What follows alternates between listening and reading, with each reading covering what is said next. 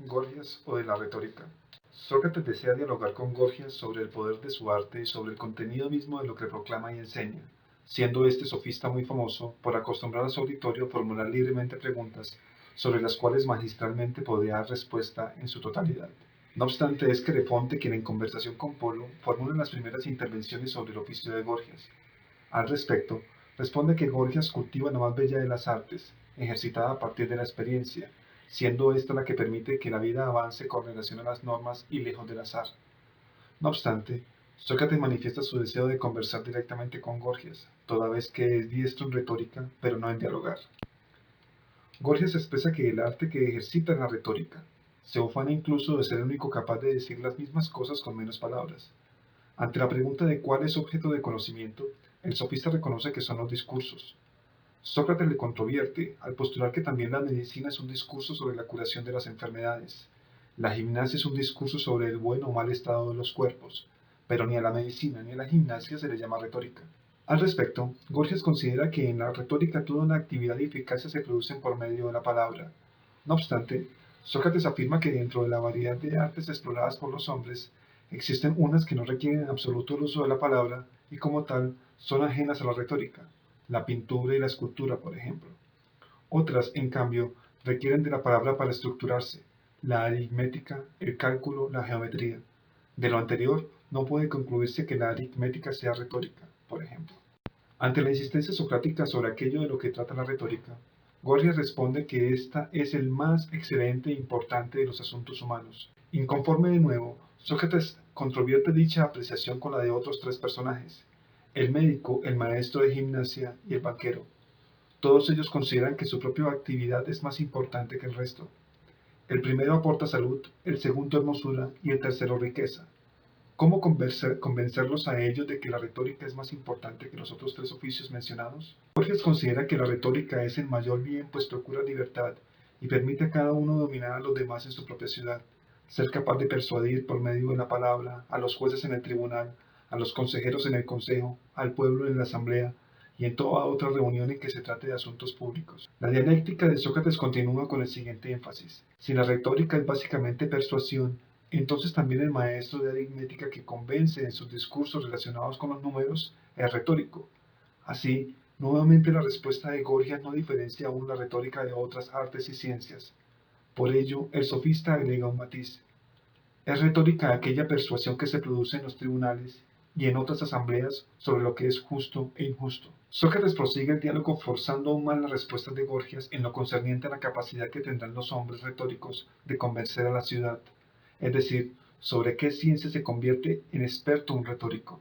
Gorgias puntualiza que el orador es el más capacitado para hablar ante la multitud con más poder de persuasión que cualquier otro, independientemente de su profesión. Esta ventaja del orador, continúa Gorgias, no lo debe llevar a discriminar las demás profesiones solo por el hecho de que sea él el único en producir mayor persuasión en la multitud. A Sócrates le parece llamativo que Gorgias pueda enseñar la retórica a cualquier hombre que quiera ser su discípulo, con el fin de hacerlo apto para persuadir a la multitud. En tal sentido, la multitud tendría correlación con la ignorancia, porque ante los que saben el orador no podría ser más persuasivo que el médico. En tal sentido, el retórico logra destacarse entre grupos de ignorantes y no de sabios. El punto es, respecto a lo justo y lo injusto, lo bello y lo feo, lo bueno y lo malo, el conocedor de la retórica se encuentra en la misma situación que respecto a la salud y a los objetos de las otras artes, y desconociendo en ellas qué es bueno o malo, qué es bello o feo y qué es justo o injusto, se ha procurado sobre estas cuestiones un medio de persuasión que le permite aparecer ante los ignorantes como más sabio que el que realmente sabe, aunque él no lo sepa. Gorgias reconoce que el orador no tiene conocimiento de las cosas justas, buenas y bellas, pero puede aprenderlas de sus maestros para que así pueda convertirse en un discípulo justo. No obstante, en un momento previo de la conversación, Gorgias ya había reconocido que era posible que un orador empleara su arte injustamente, sin que por ello se le debiera culpar y expulsar al maestro. Momentos después, Polo se sorprende por el hecho de que Sócrates considera la retórica no como un arte, sino como una práctica que produce cierto agrado y placer. De lo anterior, infiere Sócrates que dicha práctica no tiene relación con lo bello, y complementa su definición comprendiendo la retórica con el simulacro, como el simulacro de una parte de la política. Sócrates explica esta apreciación de la siguiente manera. Toma en consideración el cuerpo y el alma y establece 4 artes que le corresponden: la medicina, la gimnasia para el cuerpo, la legislación y la justicia para el alma. Estas 4 artes producen el mejor estado tanto del cuerpo como del alma. No obstante, junto a cada una de ellas pueden mencionarse algunas adulaciones que no son artes, sino prácticas, y que son poco diferenciadas por muchos: la culinaria, la cosmética para el cuerpo, la sofística y la retórica para el alma. La cosmética es a la gimnástica lo que la sofística es a la legislación, y la culinaria es a la medicina lo que la retórica es a la justicia. Polo y Sócrates continúan el debate esta vez sobre si el orador o político tiene poder y si es conveniente o no dicho poder para él y para la ciudad. A propósito, Polo considera envidiable la situación de un tirano que puede matar, desterrar, encarcelar o quitar bienes a otros hombres. Como quiera que obre, ¿no es en ambos casos un hombre envidiable? Sócrates, inconforme, considera que si fuera necesario cometer o sufrir una injusticia, sería preferible padecerla. Por ende, Sócrates no está de acuerdo con la tiranía. Polo, refutándolo, le indica que existen muchos hombres injustos que son felices, por ejemplo, Arquelao, rey de Macedonia. En últimas, Polo considera que el hombre que obra mal y es injusto es dichoso. A pesar de lo anterior, Sócrates conduce a Polo a la tesis contraria. Entre cometer injusticia o padecerla, Polo admite que lo más malo es lo segundo, pero lo más feo es lo primero. Con ello deslinda de forma inconcebible lo bello de lo bueno y lo feo de lo malo. En la lógica socrática, si cometer una injusticia es lo más feo y dañoso, necesariamente es lo más malo. Para reforzar más su planteamiento, Sócrates le propone a Polo deducir qué arte es el más agradable y útil. Para tal efecto, le inquiere sobre si el que castiga con razón castiga también justamente. Dada la respuesta afirmativa de Polo, Sócrates arguye que el beneficio del castigo en un hombre es mejorar su alma, si en realidad es castigado con justicia. De hecho, al relacionar la justicia, la riqueza y el cuerpo con sus 3 males respectivos, la injusticia, la pobreza y la enfermedad, se concluye que es la injusticia el mal más feo de los 3. Si es el más feo, también es el más malo, pues produce el mayor dolor y daño. Luego, la maldad del alma es lo más feo, porque supera los demás males por el daño desmesurado y por el asombroso mal que causa, puesto que no es por dolor, según tus palabras. Desde esta perspectiva, Sócrates plantea que la justicia es el arte más bello y argumenta, por ende, que el segundo de los males en magnitud es cometer injusticia, pero cometer injusticia y no pagar la pena o el castigo merecido es el mayor de todos los males. Luego de la anterior disquisición, Sócrates pregunta nuevamente sobre la utilidad de la retórica, pues para defender la justicia propia, la de los padres, amigos, hijos o la injusticia de la patria, dicho arte no es para nada útil. Según Sócrates, la retórica es un arte útil para los interesados en cometer injusticias.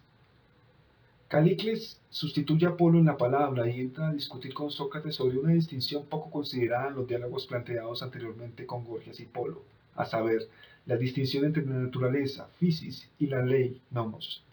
Por naturaleza, afirma Calícles, es más feo sufrir una injusticia, pero desde la óptica de la ley es más feo cometerla. Las leyes fueron elaboradas por los débiles y por la multitud. Por tal razón las leyes tratan de atemorizar a los hombres más fuertes y a los capaces de poseer mucho, para que no tengan más que ellos. Dicen que adquirir mucho es feo e injusto, y que eso es cometer injusticia, tratar de poseer más que los otros. En efecto, se sienten satisfechos, según creo, con poseer lo mismo siendo inferiores. Para Calícles, la filosofía encanta si se toma moderadamente de la juventud, pero si se insiste en ella más de lo conveniente se convierte en la perdición de los hombres. Así, la filosofía es propia de jóvenes y no de adultos. Desde estas consideraciones, considera que si un hombre de edad continúa filosofando debería ser azotado, y en particular, cuestiona a Sócrates sobre si acaso no siente vergüenza de su propia filosofía. Sócrates, según Calícles, no es imitable, como si lo son los ricos. La respuesta de Sócrates relaciona el hecho de ser hombre poderoso y ser mejor. En efecto, la multitud tiene más poder que un solo hombre, y desde ella brotan las leyes que rigen la ciudad. Por tal motivo, sus decisiones por naturaleza son bellas y mejores, y dentro de ellas se destacan las siguientes. Justo es conservar la igualdad entre los ciudadanos, vergonzoso es cometer injusticia. Luego, no solo por la ley es más vergonzoso cometer injusticia que recibirla, y se estima justo conservar la igualdad, sino también por naturaleza. Por lo anterior, Sócrates le solicita a Calícles que clarifique quiénes son esos hombres que denomina como mejores. Calícles reafirma que es justo por naturaleza que el mejor y más sensato de los hombres gobierne a los menos capaces y posea más que ellos. Sócrates interpreta en esto que el médico, por ser el más sensato respecto de la alimentación, debe tener más alimentos que el resto, que el tejedor más hábil tenga el manto más grande, los vestidos más numerosos y bellos, y que el zapatero más hábil lleve puesto el calzado, más calzado y de mayor tamaño que nadie. Ante lo anteriormente expuesto, Calícles, algo indispuesto, le precisa a Sócrates que los mejores hombres y más poderosos son los que tienen buen juicio para el gobierno de la ciudad, y los más decididos. Es más, considera que lo justo y bello por naturaleza consiste en dejar que los deseos crezcan cuanto sea posible y nunca reprimirlos. Ser capaz de satisfacer los deseos con decisión e inteligencia y saciarlos con lo que en cada ocasión sea objeto de deseo. Infiere Calícles de lo anterior que la multitud, como no es capaz de practicar esto, oculta su propia impotencia valorando como lo apropiado en un hombre la intemperancia, la moderación y la justicia. Sócrates, convencido de que la vida de un hombre disoluto es peor que la de uno ordenado, pregunta a Calícles si todos los placeres son iguales o si en ellos existen algunos que no sean buenos. Dado que para Sócrates toda necesidad y deseo es penoso, y en el caso específico de un hombre que tiene sed y bebe algo experimenta dolor y placer al mismo tiempo, entonces puede concluirse que sentir placer no es ser feliz, ni sentir dolor es ser desgraciado. Además, Sócrates considera que al buen orden del cuerpo se le llama saludable, de donde se originan la salud y las otras condiciones de bienestar del cuerpo. Al buen orden del alma, por su parte, se le da el nombre de norma y ley, por la cual los hombres se hacen justos y moderados. Así como los médicos permiten a un hombre sano satisfacer sus deseos y al enfermo nunca saciarse de lo que desea, igualmente en lo que respecta al alma, mientras esté enferma por ser insensata, inmoderada, injusta e impía, es necesario privarla de sus deseos e impedirla que haga otras cosas que aquellas por las que pueda mejorarse.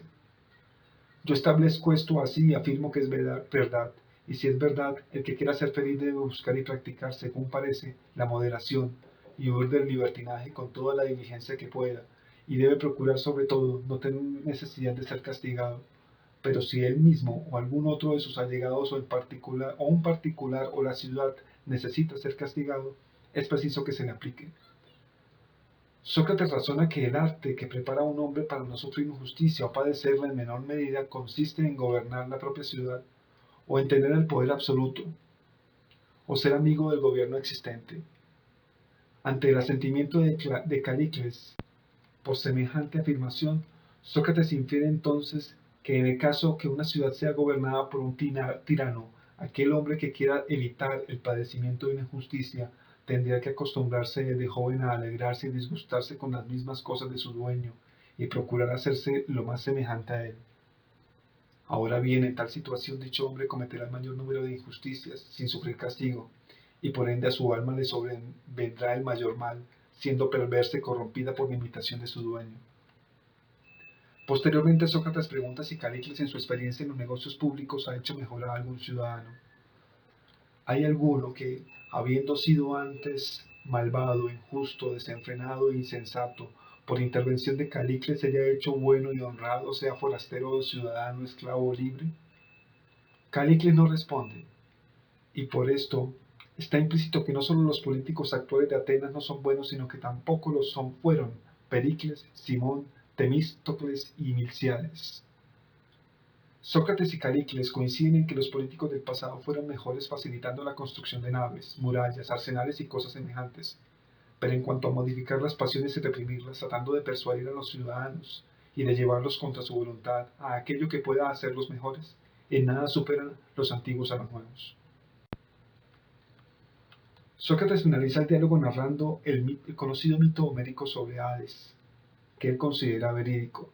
Llegada la muerte, los hombres que han vivido justa y piadosamente irán a la isla de los bienaventurados, siendo allí felices y estando libres de todo mal. Por el contrario, los hombres injustos e impíos deben ir a la cárcel de la expiación y del castigo, llamada Tártaro. Los juicios a los hombres eran realizados el mismo día en que estos morían, presentándose casos recurrentes de juicios defectuosos.